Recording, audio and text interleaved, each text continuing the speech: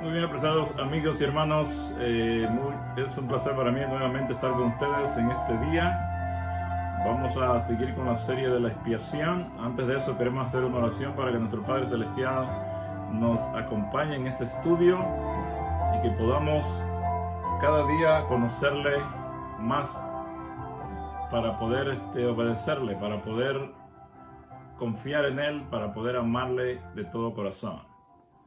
Esperamos, Padre, que este día le rogamos, Padre amado, que usted nos acompañe en este momento para que podamos estudiar su palabra de tal forma que esa palabra nos transforme y nos cambie a su semejanza, a la semejanza de su Hijo que vino aquí a mostrar cómo es usted realmente, que no nos basemos en historias del Antiguo Testamento para conocerlo a usted, tu Padre, sino poniendo como base el testimonio de su Hijo, que no hay ningún otro testimonio más alto ni más fidedigno que ese.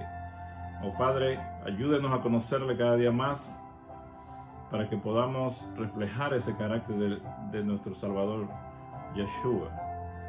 Gracias, oh Padre, no merecemos nada, todos lo pedimos en el nombre de su Hijo amado, nuestro Salvador. Amén. Amén.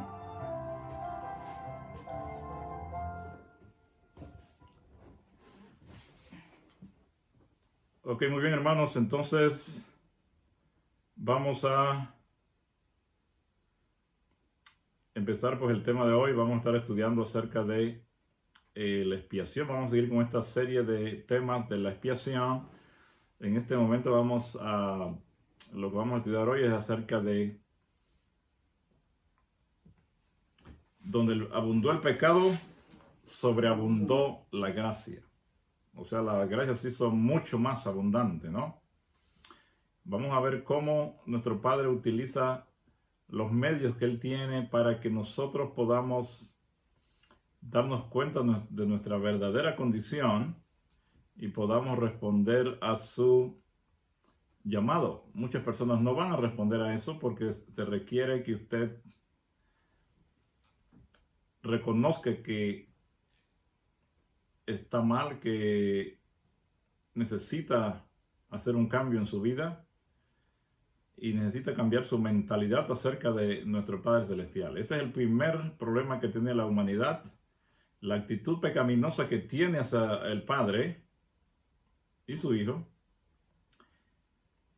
Luego esa actitud nos llevó y a Adán desde el principio a tener una naturaleza pecaminosa que como resultado produce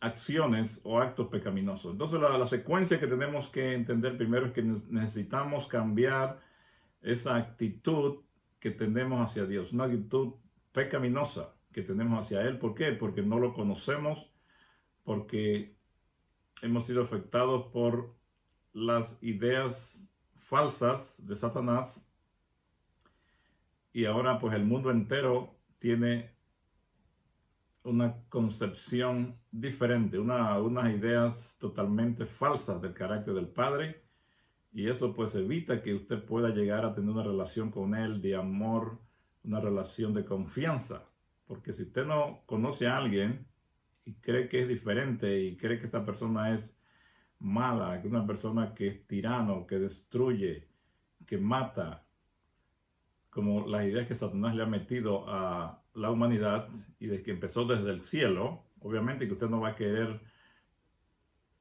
tener una relación con alguien así.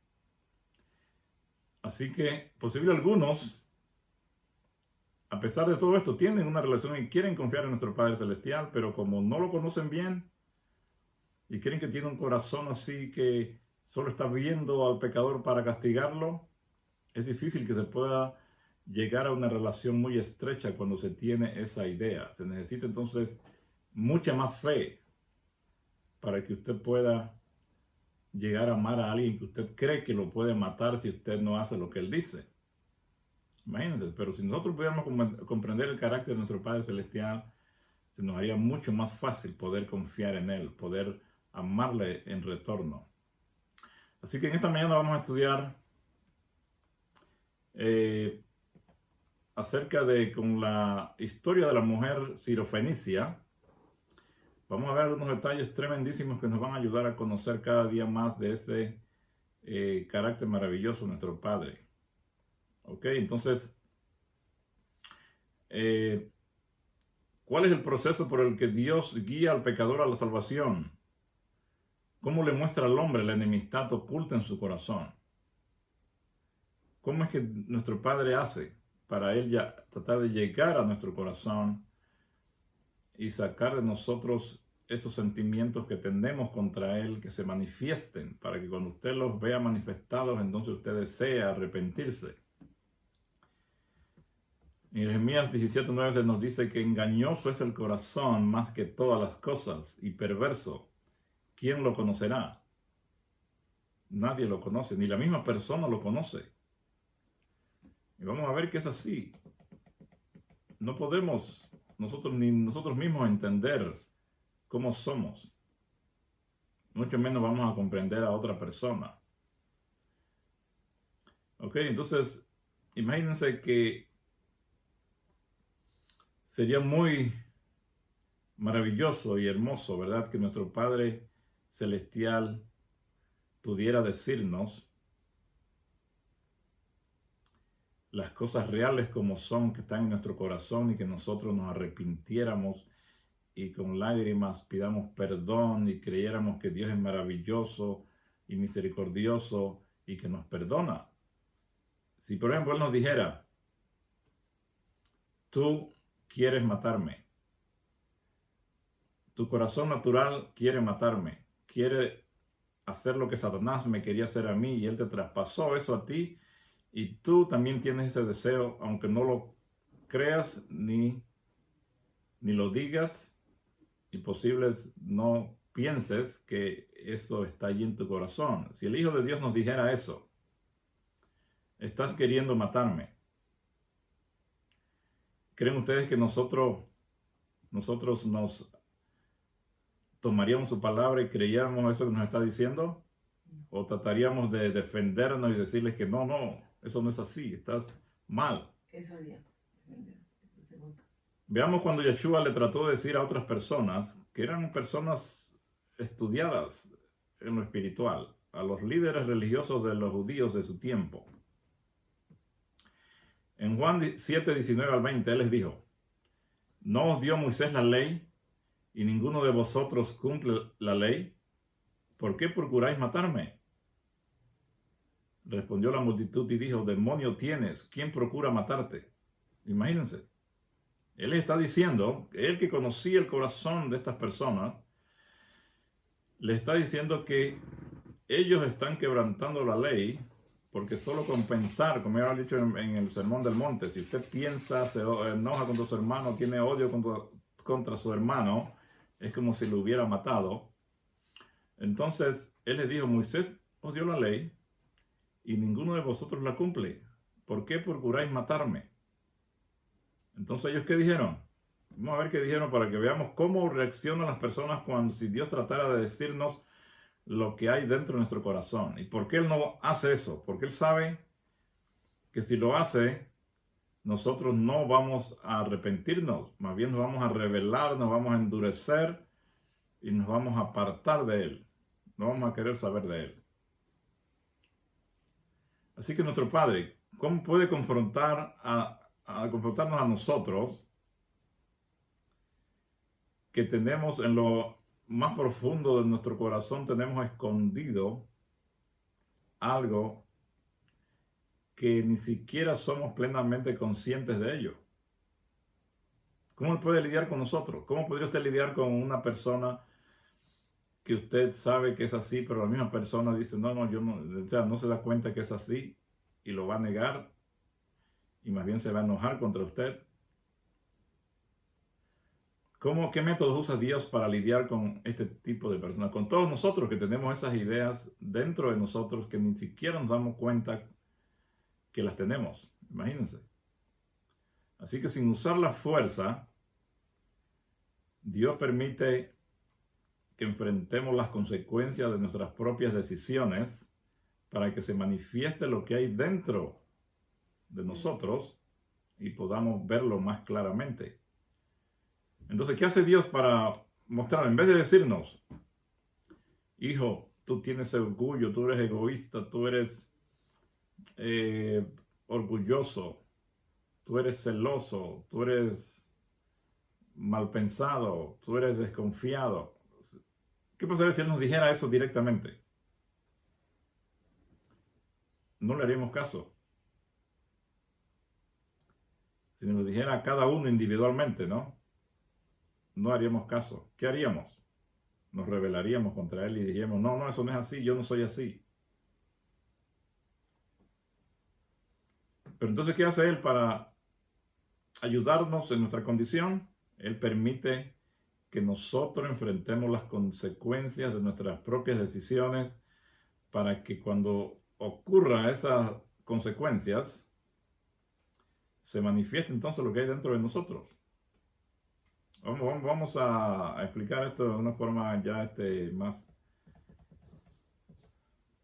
práctica, fácil de entender. Vamos a ver la historia de la mujer, esta mujer extranjera que era Ciro-Fenicia. Era una mujer, eran naciones paganas, adoraban a dioses ajenos, pero obviamente la noticia de nuestro Salvador se habían regado en toda esta área, región, y la gente habían oído de Yeshua, nuestro Salvador, que había llegado a la tierra, este maestro judío que era, ellos le llamaban también el Mesías, que había llegado.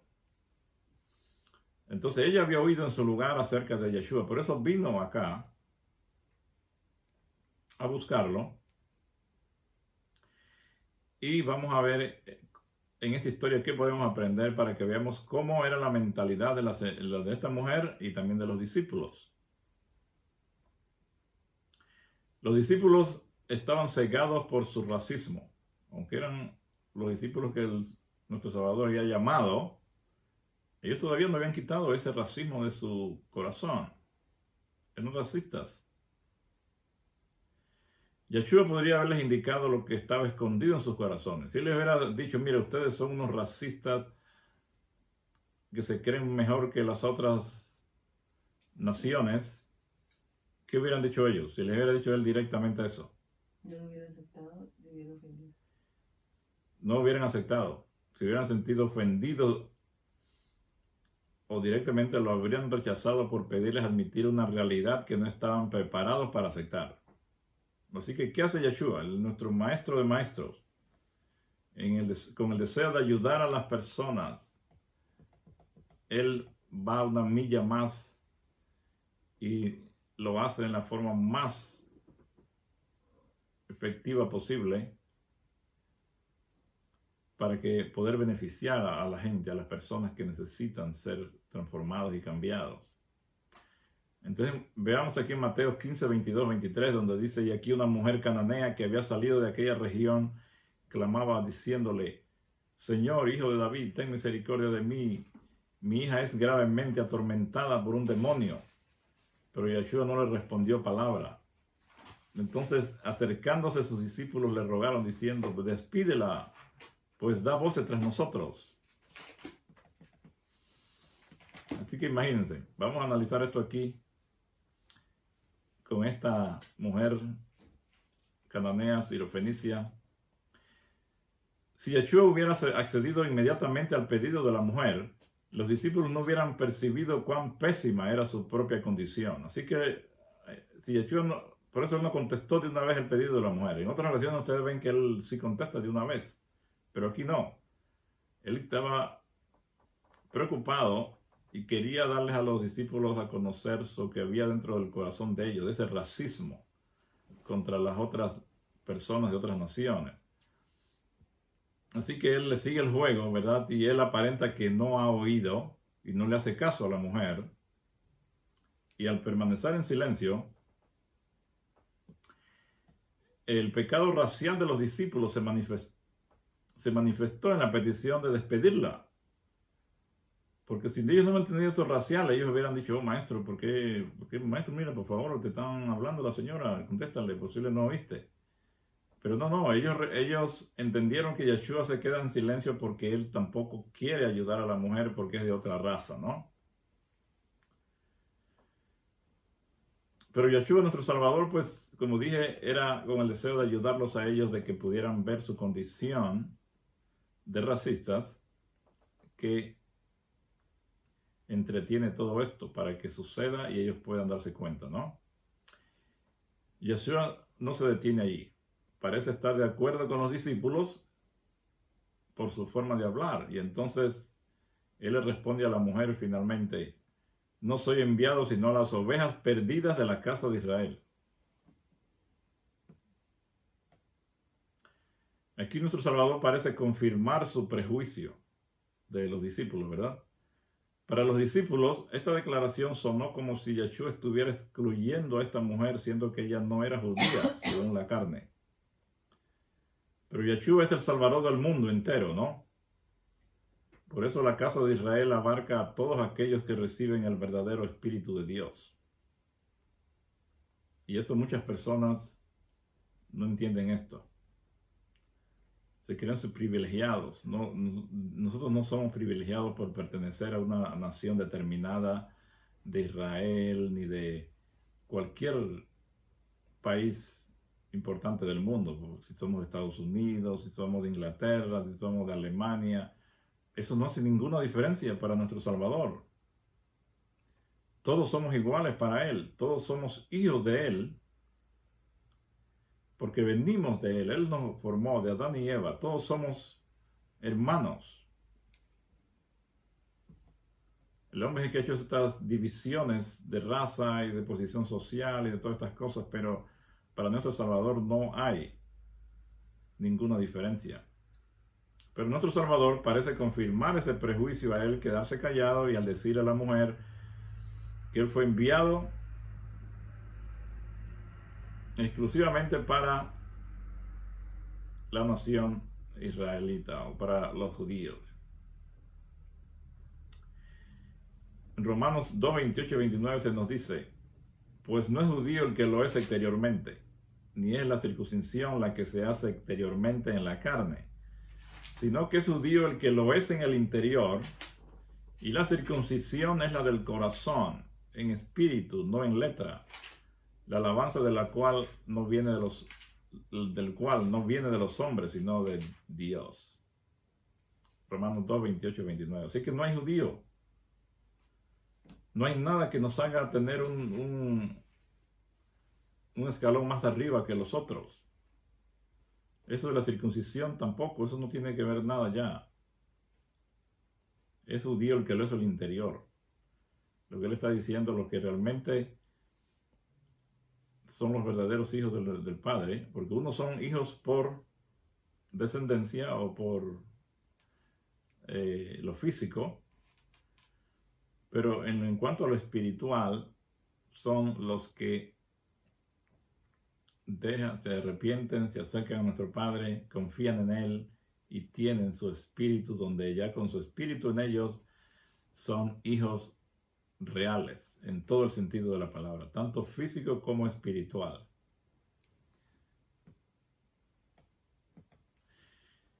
Pero no, los que están escuchando según el marco carnal,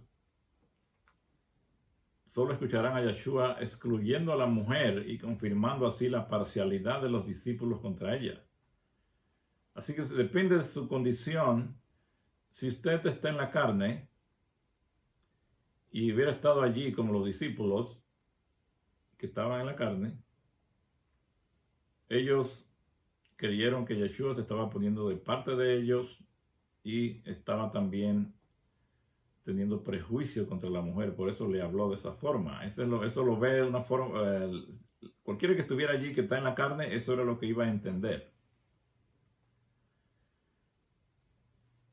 Pero obviamente que cualquier persona que esté en el espíritu no iba a entender lo mismo, lo iba a entender de otra forma. Este hecho es vital para comprender todos los mandatos de Dios en el Antiguo Testamento que parecen fomentar la violencia. Porque si usted está en la carne y lee allá que Dios, como en el diluvio,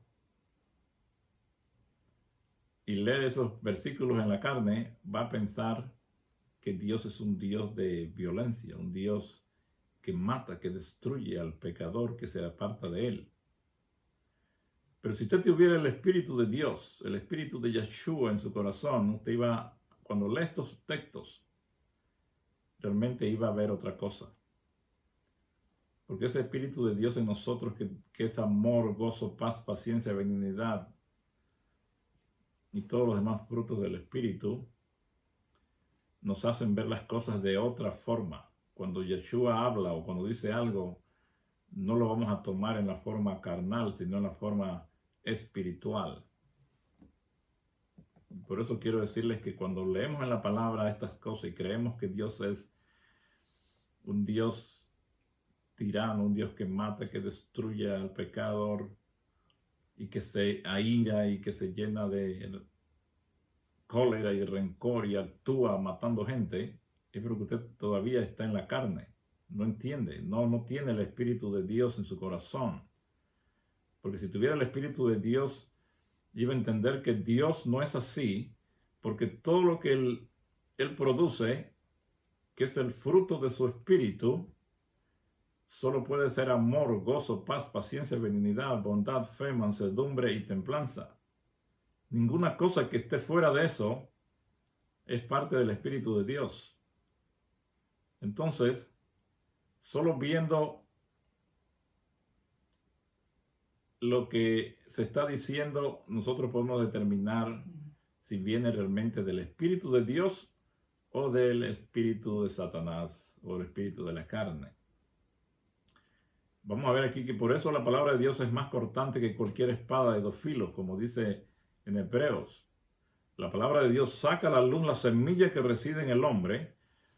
Si el yo gobierna el corazón, entonces la palabra de Dios parecerá confirmar su propio pensamiento. Pero aquellos que escuchan al Espíritu de Yeshua oirán de una manera que refleja el carácter de Yeshua. Así que depende de qué espíritu está en su corazón. Cuando usted lee estos textos, si usted tiene el espíritu de la carne en su corazón, cuando lee que Dios hizo tal cosa, que mató y mandó allá esta cosa, usted va a entender que Dios realmente lo está haciendo. Pero si usted tiene el espíritu de Yeshua, usted tiene que decir, no, eso no puede ser así. Yo lo conozco a Él, yo tengo el espíritu de Él en mí, y ese me da a entender de una vez, eso no puede ser, porque Él no es así. El fruto que Él produce no es así. Y entonces vamos a investigar bien para saber por qué se dijo eso, por qué el traductor lo tradujo de esa forma, o por muchas otras razones. Pero vamos a estar claros de que eso no es literal, que Dios no puede cambiar. Él dice, yo Yahweh no cambio. Entonces Él estaba ya en el Antiguo Testamento de una forma, viene el Hijo, y acá muy bueno, y que dice que Él nos ama con un amor eterno, y sufrió, y perdonó a los que los mataban, y nosotros pensamos, oh, entonces ese Dios de allá era malo, era un Dios que no perdonaba, que mataba a la gente, y ahora viene ahora el Hijo y nos muestra otra cosa diferente. Eso es totalmente ilógico, hermanos. No podemos pensar que Dios es un Dios que cambia. Él dice, yo Yahweh no cambia, por eso ustedes no han sido consumidos. Malaquías 3:6. Y Hebreos 13:8 dice claramente que Yeshua es el mismo ayer, hoy y por los siglos. Ese Yeshua es el mismo que estuvo allá con los israelitas en el desierto. Ha sido siempre el que ha lidiado con la raza humana, porque el Padre le ha dado a su Hijo que sea el que lidie con nosotros. Es nuestro hermano mayor, es nuestro mediador. Las palabras de Yeshua hablan tanto al que está en la carne como al que está en el espíritu. Obviamente la mujer estaba en el espíritu porque ella no abandonó su súplica.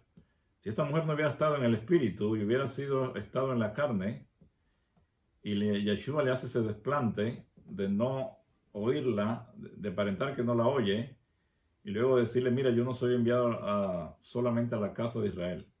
Yo no vine a atender cosas de gente de otra nacionalidad. Yo nomás vine a ayudar a los de mi nación. Si alguien le dice eso a usted, estoy seguro que fácilmente da la vuelta y se va. Pero esta mujer tenía el Espíritu de Dios en ella. Y ella, en vez de desanimarse, ¿qué hizo? Insistió.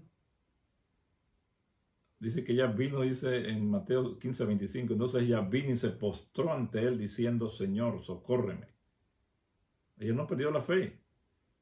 Ella se aferró a él y pidió que se le hiciera lo que ella estaba pidiendo. O sea, vemos allí que esta mujer realmente, el Espíritu de Dios estaba trabajando en su corazón para traerla desde allá lejos, que confiara en este Mesías que era judío.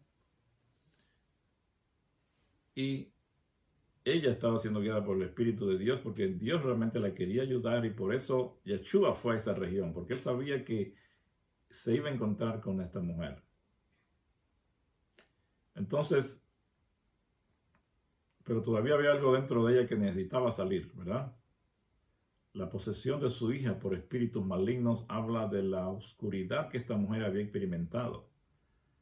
Porque sabemos que los espíritus malignos no se meten a una gente que ande haciendo el bien y que ande en el Espíritu de Dios, sino cuando usted se mete a hacer cosas ya terribles en contra de Dios y a desobedecer los mandamientos, la gente queda bajo el control de Satanás. Y él se puede meter a la persona porque ella le ha dado ya chance, ya ha rechazado al Espíritu de Dios, y ahora Satanás se siente el dueño. Por eso él se mete en la gente que se aparta totalmente de Dios y se pone a hacer cosas muy malas, ¿verdad? En contra de lo que Dios ha dicho, ¿no? Entonces esta mujer, creerse inútil es un pecado a la luz del valor que tenemos a los ojos de Dios. Ella se creía, en cierta forma, eso que él le dijo más adelantito acerca de que no es bien tomar el pan de los hijos y echarlo a los perrillos. Ella tenía esa idea. Pero por eso Yeshua le dice eso, porque él lo quería sacar de esa mentalidad, ¿no? Él dice que somos amados y creer que no valemos niega la verdad de nuestra identidad con Dios. Por eso usted nunca debe sentirse que no vale nada, que usted es lo peor del mundo, y perder ese sentido de valor que usted tiene, porque usted está tirando por tierra lo que Yeshua ha dicho en su palabra, que todos nosotros somos hijos de Él, que Él nos vino a buscar y a salvar lo que se había perdido, que Él a todos les considera, les da un valor muy grande, ¿verdad? Nosotros no podemos, cuando tenemos esas ideas de que no valemos nada, estamos pecando contra Dios en otra forma, en otras palabras, porque estamos tirando por tierra y no creyendo lo que Él ha dicho del valor que Él nos da a nosotros. Yeshua llega a lo más profundo de su alma y le muestra cómo en un espejo sus pensamientos que ella tenía y también tenían los discípulos de ella, y les dice: no está bien tomar el pan de los hijos y echarlo a los perrillos. Mateo 15:26. El oído carnal, una persona en la carne oye eso y dice: el Mesías está llamando a esta mujer un perro, amplificando así su propio racismo o su propio sentido de significancia. Pero en el espíritu, el oído nota que Yeshua no la llamó perro, sino que en realidad le preguntó si cree que es hija de Dios. Por eso esta mujer, vemos que el Espíritu de Dios la estaba guiando y la había ayudado a venir hasta ahí. Por eso ella no tomó esas cosas tan como los discípulos lo tomaron. Cuando Yeshua dijo eso, los discípulos creyeron que él estaba diciendo perro a ella, y por lo tanto, ellos sintieron que el maestro estaba pensando igual que ellos y que estaba pues de su lado, ¿no? La mujer habría podido responder: soy hija de Dios, y haber presentado su petición en este contexto. En cambio, revela su autoconcepción como alguien que no vale nada. Eso también, por eso es que Yeshua le dice eso, porque ella tenía esa concepción que ella no valía nada y entonces la quiere levantar de esa idea, de ese pensamiento. Pero en ese momento cuando se les dicen esas palabras tan difíciles, aparentemente, porque Yeshua sabía que esta persona iba a responder bien, entonces él solamente estaba usando este momento para ayudar a los discípulos a quitarse ese racismo y a la mujer también a sentir que ella vale, porque ella tenía su estima también muy baja. En ese momento el Espíritu de Dios la convence de la gracia sobreabundante y ella le dijo: sí, Señor, pero aún los perrillos comen de las migajas que caen de la mesa de sus amos. Es el espíritu de Yeshua que la está trayendo a abandonar el sentirse como un perro y a creer que puede ser liberada de su profunda ansiedad por su hija, y también a dejar el pensamiento de que está siendo castigada por sus pecados.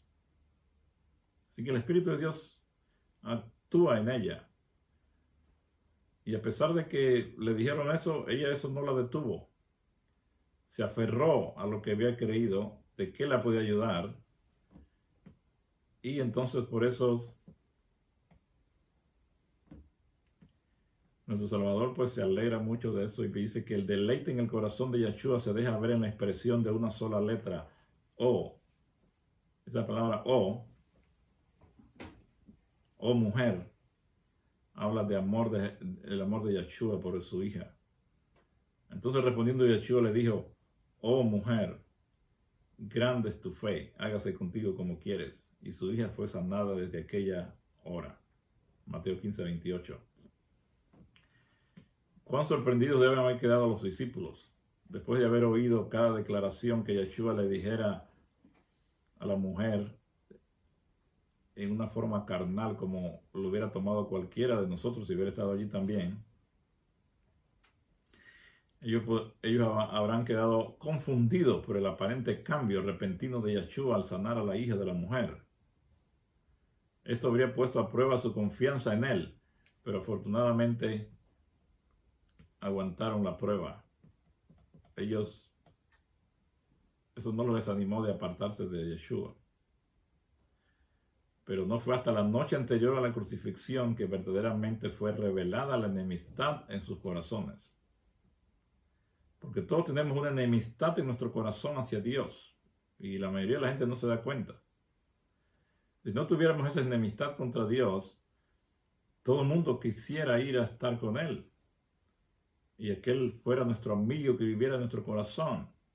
Pero por la enemistad que tenemos contra Él es que no queremos saber de Él y no queremos incluirlo en nuestra vida diaria, y queremos hacer lo que nos gusta en vez de lo que le gusta a Él. Porque tenemos un sentido de enemistad que fue metido por Satanás en Adán y ha sido traspasado a través de las generaciones hasta nosotros. Pero así estaban los discípulos. Ellos todavía no confiaban totalmente en el Mesías hasta un día antes de su crucifixión.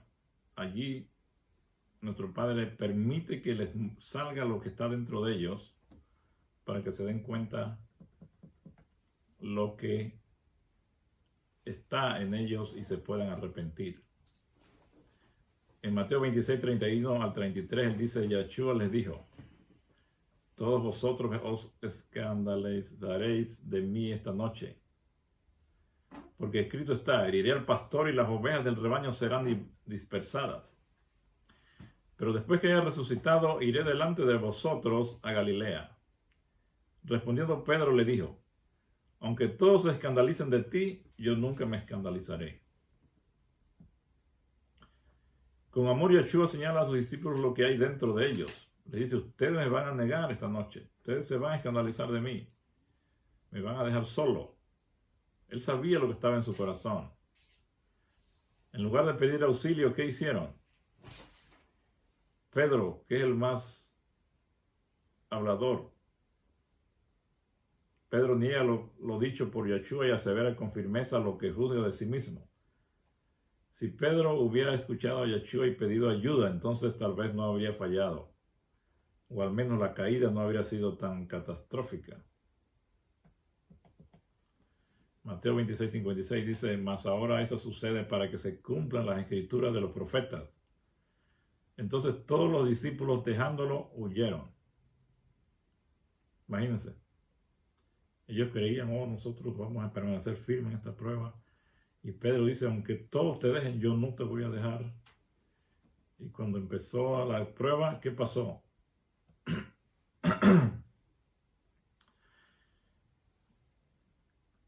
Todos lo dejaron.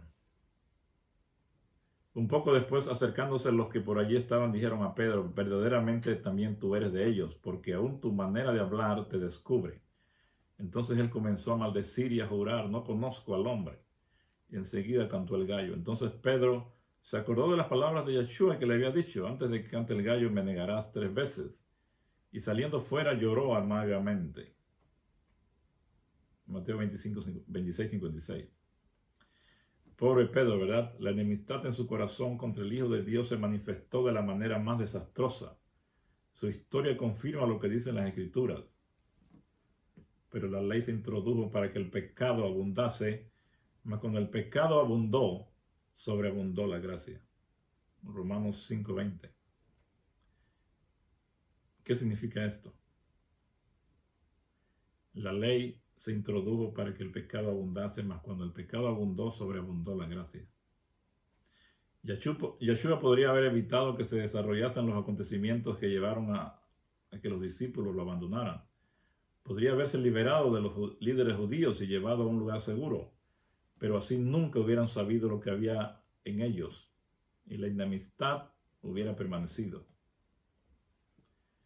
Para ser reconciliados con nuestro Padre Celestial debe ser eliminada la enemistad oculta en nuestros corazones. Esa enemistad que, como dije al principio, es la base del pecado, que es esa actitud pecaminosa que tenemos hacia Dios, que está dentro de nuestro corazón y a veces ni nos damos cuenta. Nuestro Padre tiene que sacarla de alguna forma para que yo la vea, y cuando ya yo la vea delante de mí, yo pueda darme cuenta de mi situación verdadera y me arrepienta y pida al Padre que me perdone y que me cambie y que su gracia me transforme. Así es como se produce realmente la expiación. Y así es como nuestro Padre funciona. Él permite que las consecuencias de los malos actos salgan y den su fruto para que yo me dé cuenta de lo malo que soy. Por eso ustedes ven a alguna persona que anda en adulterio, por ejemplo, no se está dando cuenta de todo el daño que está causando posible a la familia, a la otra persona y a gente envuelta en esto. No se dan cuenta. ¿Qué sucede? Dios lo deja que reciba las consecuencias. De repente en un momento determinado lo encuentran, las personas se dan cuenta. ¿Y qué pasa? La esposa lo deja, pierde a su familia, la otra ya también posible lo deje, quede sin nada. Y entonces allí ahí va a recapacitar y va a decir, si es inteligente va a ver lo que ha causado y se arrepienta y pueda volver a Dios con un corazón humilde, ¿verdad? Para poder ser perdonado y cambiar su vida, dejar que nuestro Padre le cambie su vida. Entonces ese es el medio que Dios utiliza contra los que no quieren, por la buena, vamos a decir, obedecer sus mandamientos. El Padre permite que salga a la luz, que dé resultados, las consecuencias de los malos actos. Veamos lo que nos dice aquí en 2 de Corintios 3, 4 al 9. Y tal confianza tenemos mediante Yeshua para con Dios, no que seamos competentes por nosotros mismos para pensar algo como de nosotros mismos, sino que nuestra competencia proviene de Dios, el cual asimismo nos hizo ministros competentes de un nuevo pacto, no de la letra, sino del espíritu, porque la letra mata, mas el espíritu vivifica. Y si el ministerio de muerte grabado con letras en piedra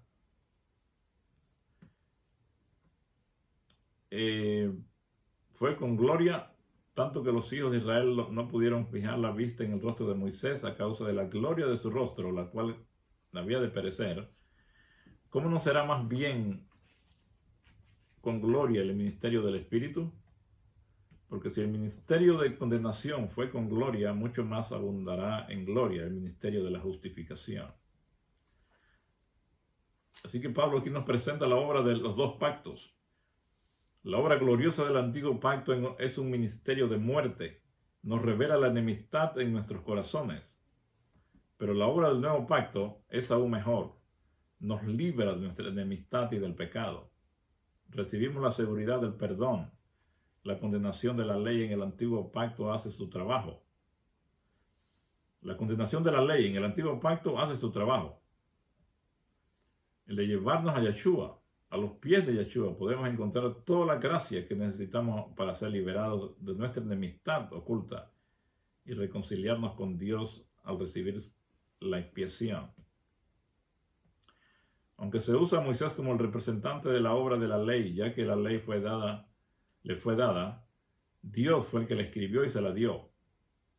No debemos pensar que aquello significa que la ley fue concebida por el hombre. Yeshua le dio la ley a Moisés por medio de sus ángeles, dice allí en Juan, no el apóstol.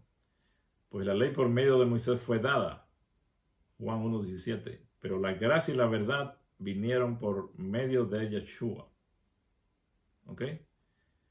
Porque hay un solo Dios y un solo mediador entre Dios y los hombres, Yeshua, el Mesías, hombre. 1 Timoteo 2:5. Entonces, ¿para qué sirve la ley? Fue añadida a causa de las transgresiones hasta que viniese la simiente a quien fue hecha la promesa y fue ordenada por medio de ángeles en manos de un mediador. Gálatas 3:19. Así que este tema está muy tremendo. Lo único que no podemos detenernos mucho, pero lo que debemos entender es que ¿cuál es el propósito de la ley? Sin la ley que trae convicción de pecado al corazón, nunca sabríamos la verdadera profundidad de nuestra depravación. Entonces Dios utiliza la ley para que veamos nuestra verdadera condición. Y entonces al ver nuestra condición, nosotros nos motivemos y nos sintamos que necesitamos ir al que nos puede ayudar a cambiar eso. Como cuando usted tiene una mancha en su cara y usted se ve en el espejo. Ese espejo no le va, el espejo es como la ley. Le muestra lo que hay en su cara, en su rostro. Pero el espejo no le puede quitar esa mancha, ¿verdad? Entonces usted tiene que, le hace consciente de su falta, de lo que está mal allí en su cara. Le da el diagnóstico correcto. Y entonces usted va ¿a dónde? Va al doctor que le va a curar esa situación o le va a ayudar, o usted va al jabón que le va a limpiar esa mancha en su rostro, ¿verdad? Y esa es la función de la ley. La ley no nos salva, la ley no tiene poder para salvarnos, solamente lo que hace es que nos muestra el pecado y nos ayuda para que nos demos cuenta de nuestra condición. Y así nosotros podamos entonces, al darnos cuenta de que estamos mal, busquemos una solución, busquemos al que nos puede ayudar, y ese es nuestro Salvador. En Gálatas 3:21 dice, luego la ley es contraria a las promesas de Dios en ninguna manera, porque si la ley dada pudiera vivificar, la justicia fuera verdaderamente por la ley. Pero sabemos que la ley no puede justificar, la ley no nos puede cambiar. La ley, su única función es mostrarnos nuestros pecados, nuestra situación real en la que nos encontramos, para que sintamos el deseo de ir a donde se nos puede ayudar a nuestro Salvador. Porque la ley no perfeccionó nada, sin embargo se introduce una esperanza superior por la cual nos acercamos a Dios. Hebreos 7:19. Por eso en Salmo 19:7 dice, la ley de Yahweh es perfecta que convierte el alma. El testimonio de Yahweh es fiel que hace sabio al sencillo. Así que la ley no puede hacer perfecto a nadie, pero trae una mejor esperanza Así es como convierte al alma. Actúa como un tutor para llevarnos a Yeshua, ¿verdad? Nos lleva allá, nos muestra que necesitamos, nos muestra nuestra condición y nos dice, mira, necesitas limpiarte de eso. Y nos abre la puerta para que vayamos al que nos puede ayudar. Por lo tanto, el antiguo pacto le habla al viejo hombre en el lenguaje del hombre. Se expresa de tal modo que magnifica sus ideas equivocadas. Así es como las palabras de Yeshua parecieran indicar que él no fue enviado para ayudar a la mujer cananea. Cuando él les dijo, yo no he venido sino para ayudar a las ovejas perdidas de Israel. Eso aparenta al que está en la carne que Yeshua no vino a ayudarlo y que él no quiere saber nada de ella. Pero al que está en el espíritu, como dije, ve una esperanza. Nada más con oír esas palabras del Mesías posible en la forma como se la dijo, ella vio que a pesar de que dijo eso, él no era así y que se veía en su rostro esa bondad y ese amor. Cuando sobreviene la crisis y nuestra condición sale a la luz, entonces se ofrece la gracia para que el alma entre en la experiencia del nuevo pacto. Esa es la forma como el Padre actúa. Nos permite recibir las consecuencias de nuestros actos. Cuando vienen, entonces nos damos cuenta de nuestra condición y lo buscamos para que nos ayude. Esa es la única forma que tiene el Padre de poder ayudarnos en nuestra situación tan difícil de no podernos darnos cuenta de lo mal que estamos. Así es como el antiguo y el nuevo pacto trabajan juntos para llevarnos a la salvación. Podemos posible mencionar así como en esta relación del antiguo pacto y el nuevo pacto. En el antiguo pacto se golpea la roca. En el nuevo pacto se le habla a la roca. En el antiguo pacto hay un altar de bronce, que ese bronce es un material hecho por el hombre en el patio, pero en el nuevo pacto hay un arca de oro en el lugar santísimo. En el antiguo pacto Dios requiere sacrificio. En el nuevo pacto el hombre es el que lo requiere. Cuando usted entra en el nuevo pacto, usted se da cuenta que usted es el que requiere eso, no Dios. Dios no requería que su hijo viniera a morir aquí para salvarnos. Es el hombre que lo requiere. Pero usted va a entender eso solo cuando está en el nuevo pacto. En el viejo pacto la justicia demanda muerte. En el nuevo pacto la justicia ofrece misericordia gratuita. En el viejo pacto Dios mató a su hijo. En el nuevo pacto el hombre es el que mata al Hijo de Dios. En el antiguo pacto es el pensamiento del hombre. En el nuevo pacto es el pensamiento de Dios. En el antiguo pacto es la expiación del hombre. En el nuevo pacto es la expiación de Dios. Ok, entonces ya vamos terminando aquí. Usted puede ver cómo es la diferencia tan grande cuando estamos en el viejo pacto a cuando estamos en el nuevo pacto. Pero Dios usa el viejo pacto para que usted pueda darse cuenta de su condición, así como usa su ley para eso. Pero cuando usted está en el nuevo pacto, ya usted está guardando la ley en forma espiritual y ya por eso la ley pierde su valor. No su valor, vamos a decir su función que hace, ya no es necesaria. Porque los ángeles de Dios, ellos que aman a Dios, que tienen el Espíritu de Dios, ellos no están preocupados de esa ley. Ellos guardan esa ley solo por tener el amor de Dios en su corazón y el cumplimiento de la ley es el amor. Entonces ellos tienen ese amor de Dios en su corazón, están guardando su ley sin darse cuenta. Y eso es lo que sucede cuando entramos al nuevo pacto. Cuando tenemos el amor de Dios en nuestro corazón, empezamos a guardar esa ley sin que usted se dé cuenta. Así que ya no estamos bajo la ley, cuando estamos bajo la gracia en ese sentido, porque el Espíritu de Dios nos ayuda a guardar la ley, aunque no nos demos cuenta. 50. Atravesamos este proceso de 2 pasos para poder ser guiados a la armonía con Dios. Esto es recibir la expiación. Es vital que comprendamos este proceso para que cada uno de nosotros reciba la expiación. La enemistad oculta en nuestros corazones debe ser revelada. Ese es en el antiguo pacto. Así es como podemos recibir la gracia abundante de Dios, que es el nuevo pacto. Cuando entendemos este proceso de 2 pactos, tenemos el marco correcto para entender historias tales como la matanza de niños inocentes de Números 31, que eso es lo que vamos a analizar la próxima semana, no se lo pierda. Vamos a ver cómo es que podemos, entendiendo esto del viejo pacto y el nuevo pacto, podemos entender esta matanza de los niños inocentes en Números 31. Y usted va a ver que a medida que vamos avanzando, todas estas historias de que aparecen difíciles y donde Dios es el que mata y destruye y parece eso, cuando usted entiende todas estas cosas va a entender el por qué se presenta de esa forma, pero que nuestro Dios es un Dios de amor y misericordia, un Dios que no mata ni destruye a nadie, porque la muerte viene por el pecado por Satanás. Y Dios no tiene que ver nada ni con Satanás ni con el pecado. El fruto de él es gozo, amor, gozo, paz, paciencia, benignidad y todo lo demás. Allí no hay ningún fruto que diga asesinato o homicidio o muerte.